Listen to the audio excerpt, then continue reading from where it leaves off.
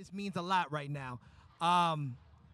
19 years ago, coming into my freshman year at Marymount California University, becoming a true fan of Dilla. I was telling my mother, who's here with me, on the way over here when I bought Fantastic Volume 2 in DC on a trip that changed my life, and then buying The Shining literally a month later. Like, Dilla's music is such an influence on the On the Flow production sound, the production that I've put out in the world, and the music's been part of the soundtrack of my life.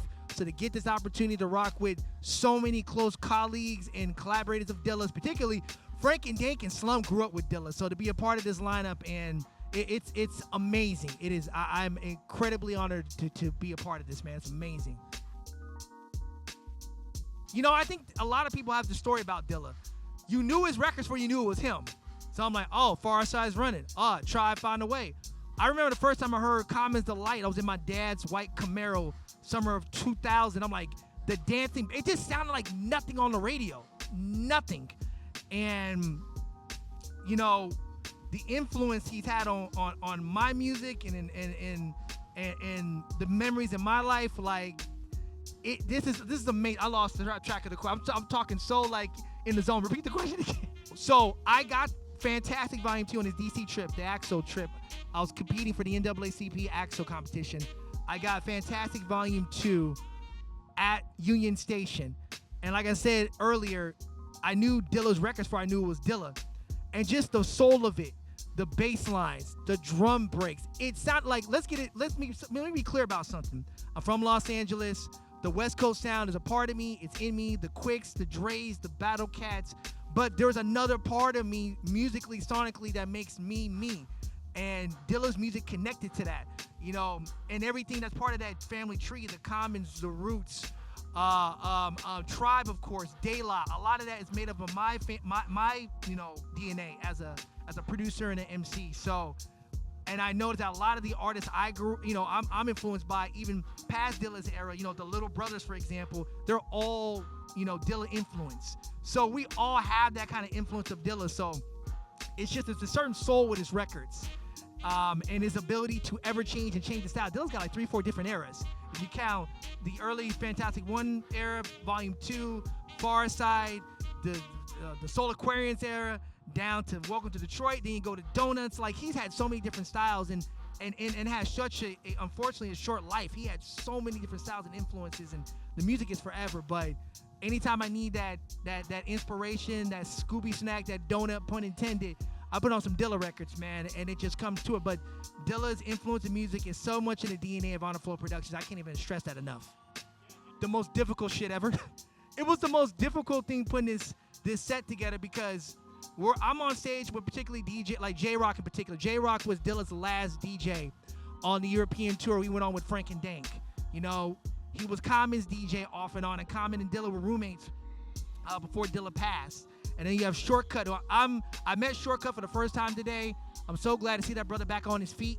And then we have Lala. And there's like so many incredible DJs up there. And, you know, I've talked with Justin before, many other DJs, about not burning people. So it was like, how unique can I make my set? But at the same time, not so abstract that the people going to get up there and dance. Because I think people get it confused that just because Dilla was an quote-unquote underground producer, he didn't have joints you could move to. So my thing is, since I was put last, I'm like, okay, I don't necessarily have to worry about burning folks anymore, because I'm last, so I can play whatever. And then also make sure, since it's the night shift, that I play something upbeat and to keep people here. So it was very different. Matter of fact, I was at iHeart till midnight last night trying to put this set together, because I was in my own head thinking, man, what can I do with the time I had to make it so unique? So I think knowing I got the closing set after Slum kind of freed that up. And now I'm just concerned about just giving my best effort and rocking it and making sure people are, you know, here for the after hours and rocking, you know. Underlooked Dilla, man. I think I'll give you one. We all know about his ability to chop, obviously, but it's this wide range of samples. It's not just soul samples, not just jazz samples. Every genre, when you pull up some of the samples, it's like, it's rock, it's dance, it's house, it's folk. Like, he'll make something out of anything, like anything. So I think it's like something that's not talked about enough is obviously his chopping and his arrangement, but his type of ear. Like, his ear is I think the story I want to recommend the most is Questlove tells a story about he made the track Little Brother for Black Star. It is a the sample is a Gil Scott Heron record where he's talking a lot in the middle, and somehow, some way, he's able to get around all of Gil Scott Heron's talking and made the beat fluid, like it's a fluid loop. So they always say it's not the gear, it's the ear. His ear is just that's a God-given gift, and that's something you just have to train over time. And I think a lot of producers, if you have a great ear, you can make anything, with any kind of piece of gear. And I think Dilla was an example of that.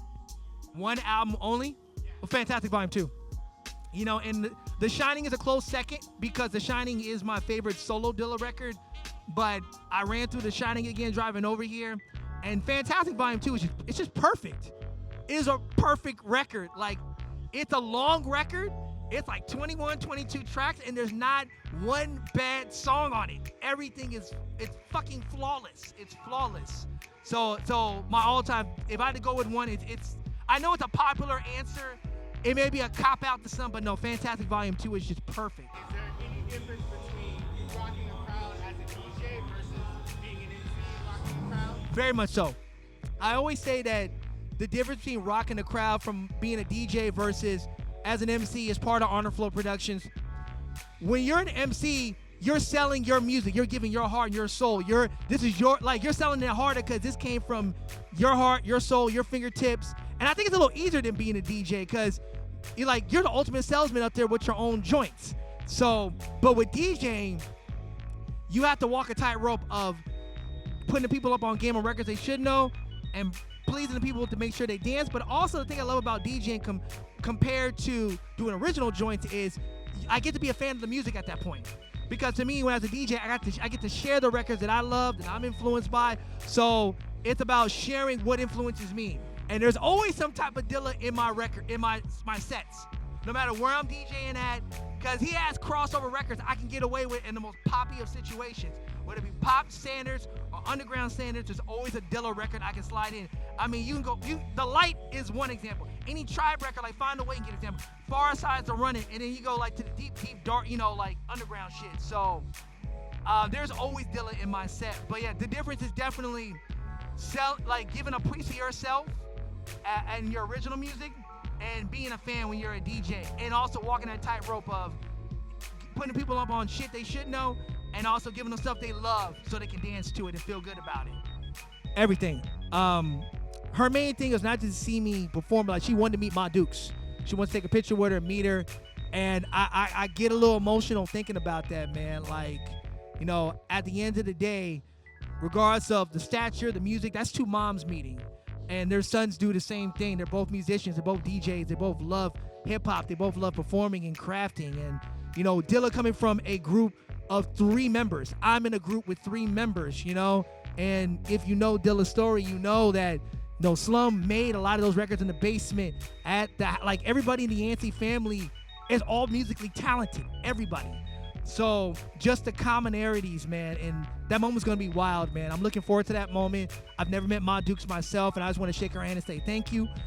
So this is definitely a full circle moment. And again, I always to wrap it up, I always think about what is 18-year-old Chuck would like.